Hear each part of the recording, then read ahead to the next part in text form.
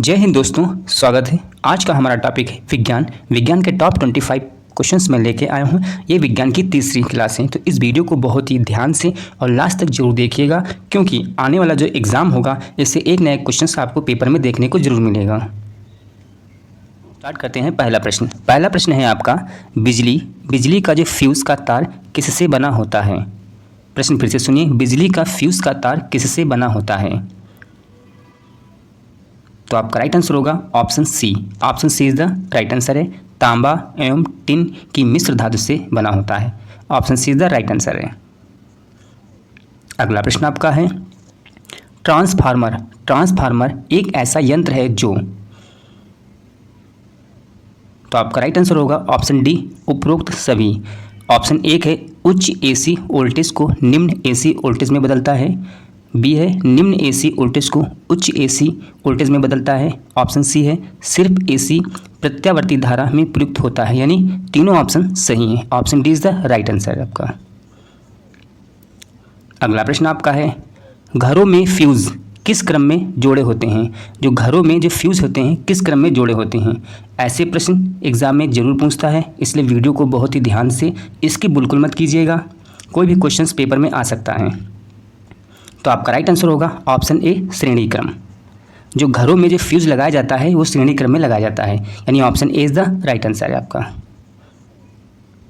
अगला प्रश्न आपका है, नाभिकीय रिएक्टर के मंदक मॉडरेटर के रूप में प्रयोग किया जाता है। तो आपका राइट आंसर रहेगा ऑप्शन ए। ऑप्शन ए है भारी जल। अगर आपको वीडियो अच्छी लग रही हो तो चैनल को सब्सक्राइब कीजिएगा और अपने दोस्तों में भी शेयर कीजिएगा। अगला प्रश्न आपका है, नाभिकीय रिएक्टर में नियंत्रक कंट्रोलर के रूप में प्रयोग किया जाता है। तो आपका राइट आंसर रहेगा ऑप्शन बी, कैडमियम क्षण।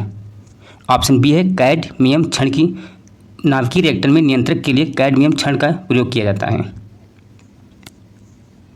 अगला प्रश्न आपका है, घरों में पंखा, बल्ब आदि उपकरण किस क्रम में लगे होते हैं।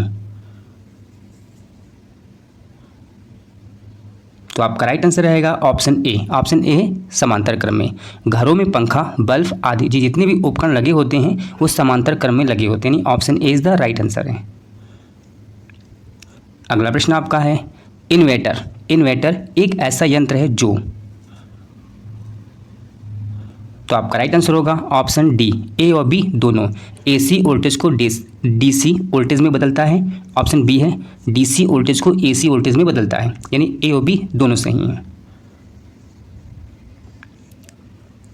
अगला प्रश्न आपका, स्थायी चुंबक बनाने के लिए प्रयोग किया जाता है।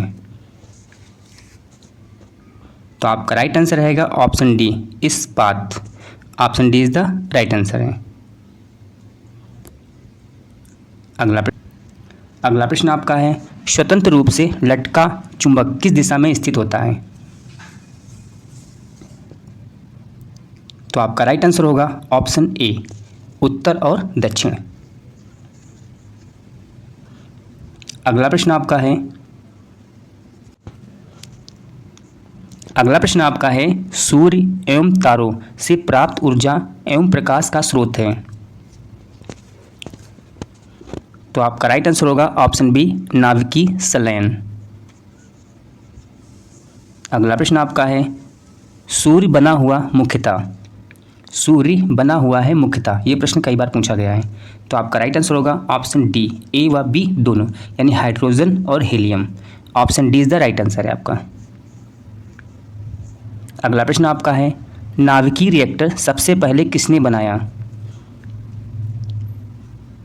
तो आपका राइट आंसर रहेगा option C, Fermi. Option C is the right answer है। नाभिकीय रिएक्टर सबसे पहले फर्मी ने बनाया। Option C is the right answer.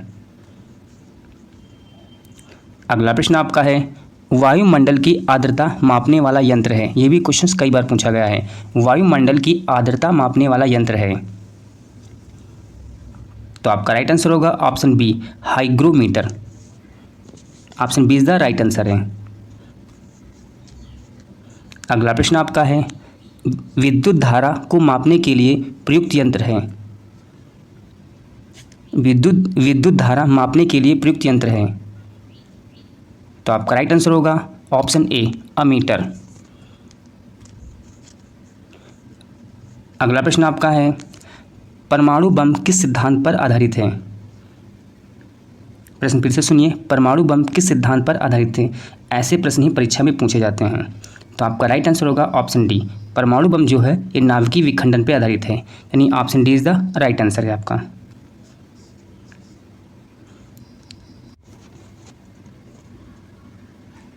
अगला प्रश्न आपका है विद्युत बल्ब का फिलामेंट किस धातु का बना होता है। प्रश्न है विद्युत बल्ब का जो फिलामेंट होता है वो किस धातु का बना होता है। तो आपका राइट आंसर रहेगा ऑप्शन सी टंगस्टन।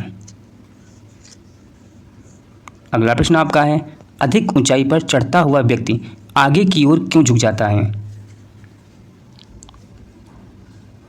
तो आपका राइट आंसर होगा ऑप्शन सी स्थायित्व बढ़ाने के लिए, यानी option C is the right answer है। अगला प्रश्न आपका है प्रकाश वर्ष इकाई है। प्रकाश वर्ष इकाई है, ये भी क्वेश्चन कई बार पूछा गया है। तो आपका राइट आंसर होगा ऑप्शन बी दूरी का, प्रकाश वर्ष दूरी की इकाई है। अगला प्रश्न आपका है पानी से भरे गिलास में एक बर्फ का टुकड़ा तैर रहा है, बर्फ के पिघल जाने पर पानी का तल कैसा है। पानी का तल, तो आपका राइट आंसर रहेगा ऑप्शन सी अपवर्तित रहता है, अपवर्तित रहेगा, यानी option C is the right answer है। अगला प्रश्न वेरी मोस्ट इंपॉर्टेंट, स्वतः चालित गाड़ियों में लगे ब्रेक में किस प्रकार की व्यवस्था होती है। तो आपका राइट आंसर होगा option A hydraulic, option A is the right answer है आपका। स्वतः चालित जो गाड़ियां होती हैं उसमें हाइड्रोलिक की व्यवस्था होती है, जो ब्रेक होते हैं ब्रेक में किस प्रकार की व्यवस्था, तो हाइड्रोलिक होती है। Option A is the right answer है आपका। अगला प्रश्न आपका है उगता एवं डूबता सूर्य लाल प्रतीत होता है क्योंकि।